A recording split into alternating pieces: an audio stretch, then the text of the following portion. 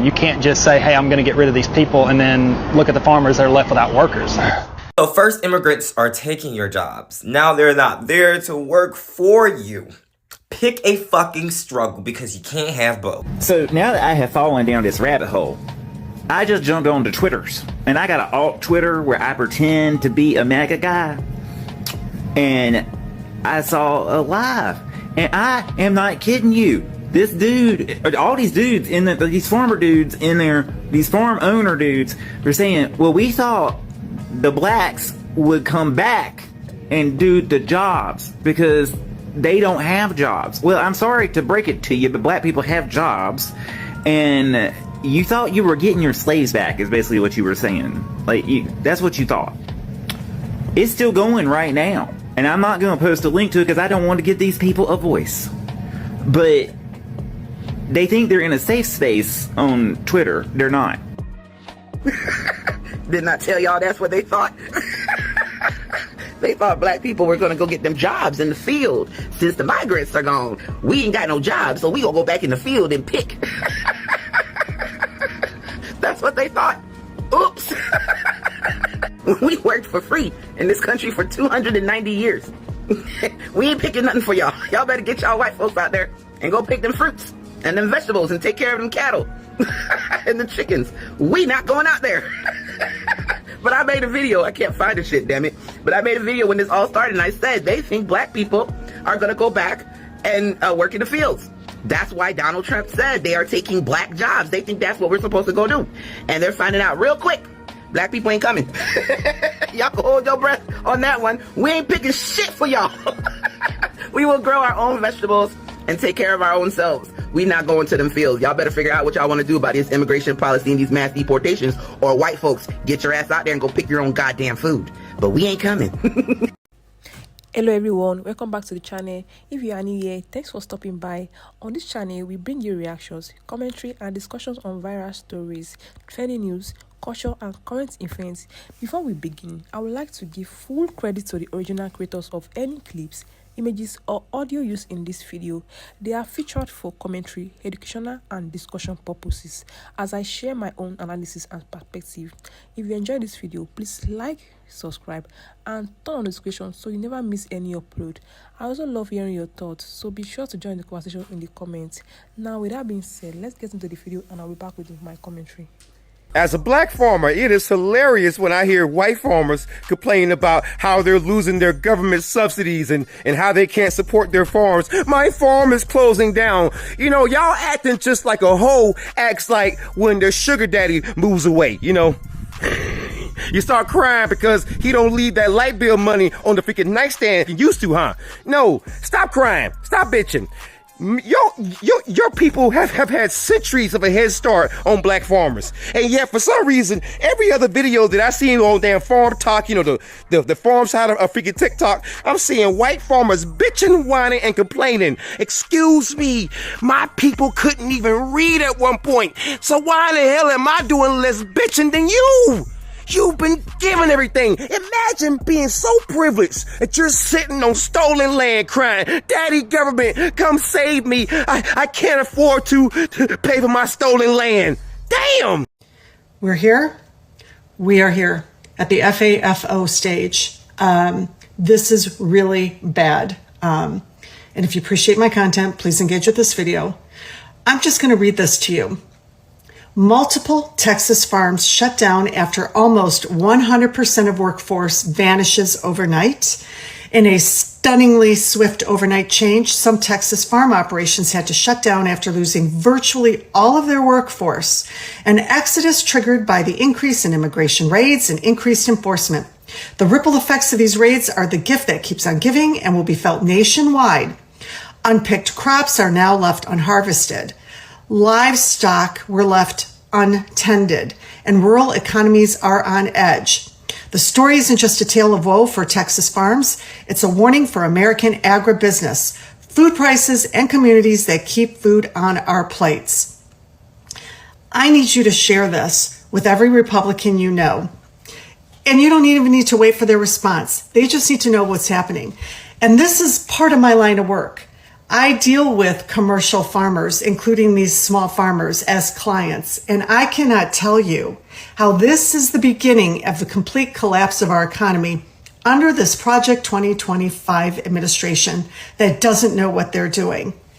You talk about the immediate shuttering of farms, because this is actually what's happening with the food, with the harvests that are lying there completely rotting.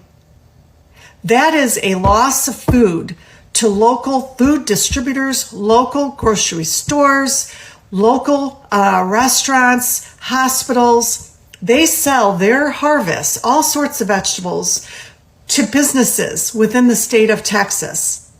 This is where you can go into your local grocery store, and now you're going to see hardly any vegetables or fruit, depending on what they're growing, or a shortage of meat.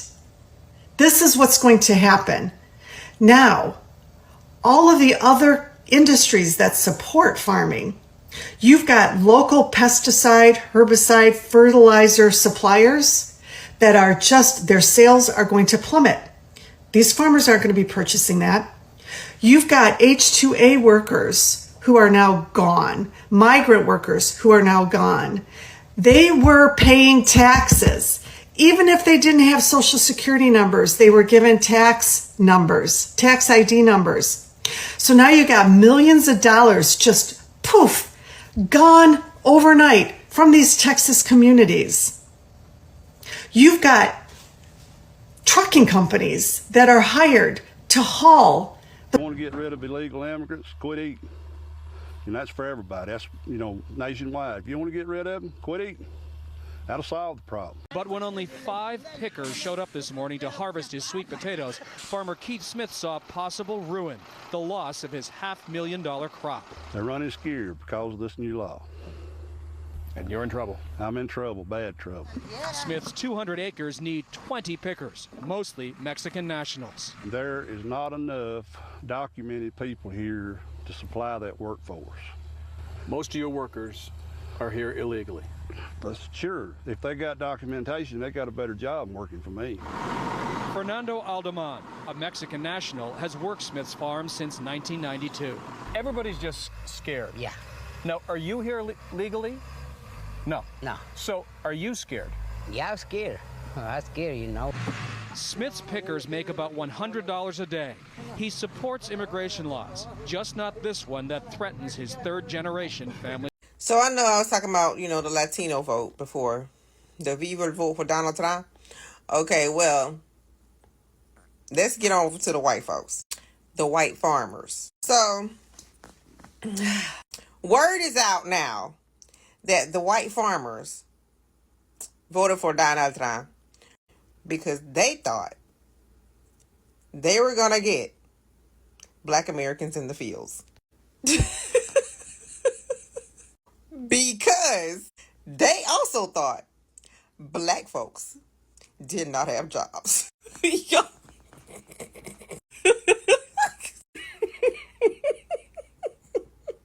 So when we put this all together, somehow the white farmers were convinced that Black folks don't have jobs. We don't work. we don't work. And so they voted for Donald Trump because they thought, okay, he gonna send them in the fields. So Donald Trump and them, with that whole Project 2025, said, okay, so we got to make this happen. So we got to cut these DEI stuff, all this DEI stuff, to put Black Americans out of work. When in reality, they put a bunch of white folk out of work just to get Black folks out of work. And so all these cuts that are happening are to try and harm Black Americans so much till they think that we're going to go into the fields. Now, when you think about that, that makes you double back and see why they want the Latinos out. Because the Latinos, right, to them, they are reproducing entirely too fast, okay? And so they're like, we got to get them out of here because Black Americans don't reproduce as fast as the Latinos. And so if we could get them out, then the Black Americans can take their place in the field. This is for real.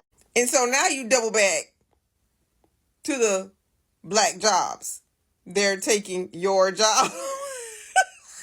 Yes, you got to double back to what he said. They're taking black jobs, y'all. Like, they have all this down. Like, they have all this whole circle.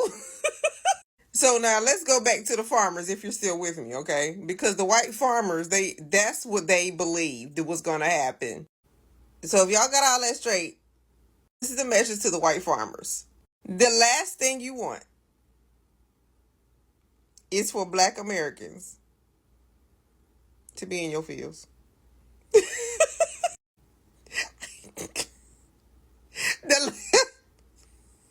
Don't let the devil fool you. As a matter of fact, you might want to let the devil fool you to see what's going to happen. Well, I'm trying to tell you, the last thing you ever going to want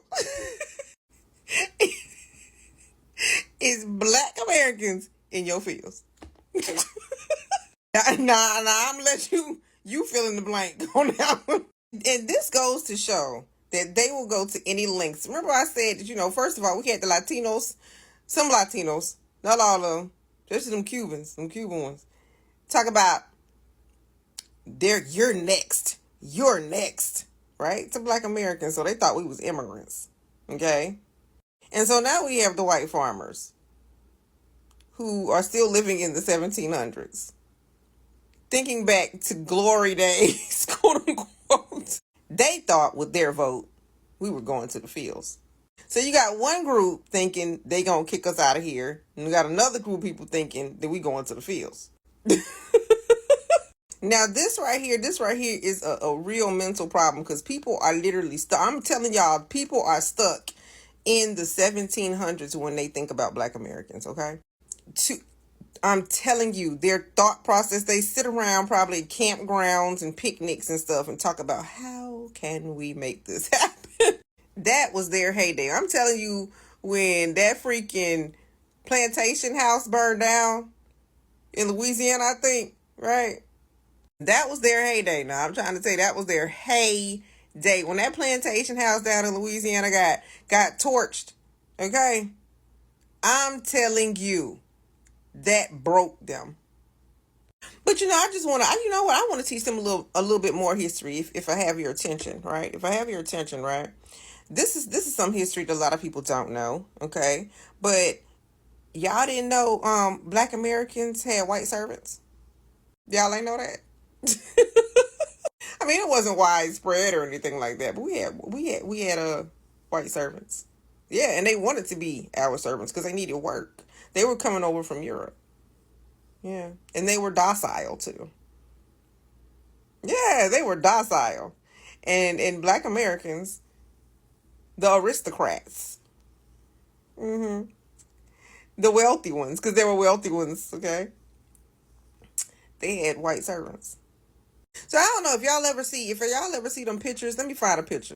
I couldn't find a picture. I wasn't gonna go back and try to find a picture, but if you can watch videos, you'll be able to find a picture of possibly some Black people in the horse-drawn carriages, and there may be someone white as the horseman or the I'm not sure what you call them, coachman or whatever. Yeah, he worked for them. Yes, indeed. It was a big thing. It was a big thing, when everybody began to see in the early 1900s, what?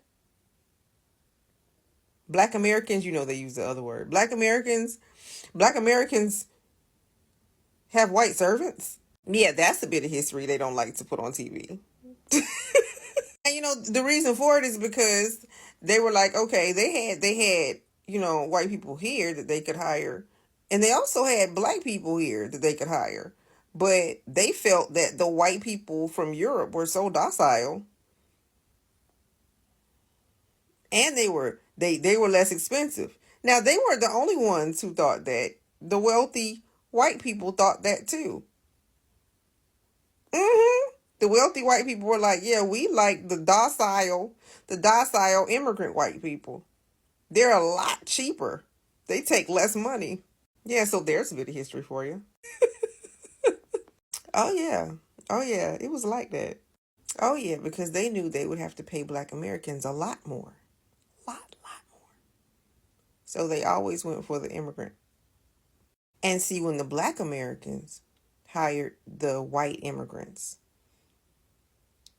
they were like really, really like, yes, we will do it. Yes, we will do it. Because they want to stay in America. Here's the difference. Here's the difference, though. Black Americans didn't mistreat them. They didn't mistreat them at all. But anyway, that's just a little side note. But yeah, to the white farmers again, this is the last thing you want. The last thing you want is for Black Americans to be out in your fields. The last thing you want. Trust and believe. And next time, you know what? Stop basing your vote on how to harm Black Americans. Because you're going to end up running into that wall that's going to tumble. Okay? That's what's going to end up happening. Stop doing that. All of you do it. Like, all of you. You had the conservative Asian Americans coming through with the whole Ivy League school. We don't want Black Americans there. Then you had the I will vote for Donald Trump Cubans, okay, who were thinking, okay, you're next, okay? Okay, we're not immigrants, so we're not next. And now we have the white farmer who thought that they were going to get the Black Americans in the fields. And then this is all off of Project 2025. So now look where you got America. Look where you got the United States of America. And you know, a lot of people say, why Black Americans think everything revolves around them? No, y'all think everything revolves around us because y'all make everything revolve around us. Y'all stuff coming out. Alright, welcome back to the channel, and I'm sure we all have watched the video together. Well, according to the report in this video, some white American farmers say they are frustrated because they are dealing with labor shortages, and they claim that many Black Americans are not interested in taking those farm jobs. As a result, some farmers say crops are sitting in the fields. They are losing money. Now, that's a serious claim if it is true. Farming isn't something you can put on pause. When crops are ready, they have to be harvested. So if there are not enough workers, farmers can lose an entire season worth of income. But here is the question that kept coming to my mind while watching this. Why aren't more white people taking these jobs? Is it because the work is physically demanding? Or is it because the wages are not competitive enough? Is it because they have found better opportunity elsewhere? Those are important questions that deserve honest answer to me. At the same time, I can understand why some of these farmers are upset. Imagine spending months planting, watering, and caring for your crops only to watch them spoil because you don't have enough people to harvest them. That would be frustrating for anyone. What I find interesting is how quickly this conversation has turned into a debate about race and politics. Instead of focusing only on who's to be blamed, maybe the bigger question is whether the farming industry needs to rethink how it attracts and keeps workers. At the end of the day, this affects more than just farmers. Imagine if farmers can't get crops to market, consumers may eventually feel the impact through higher prices and reduced supply. Let me know your thoughts in the comment section and see you in the next one. Bye. Thanks for watching.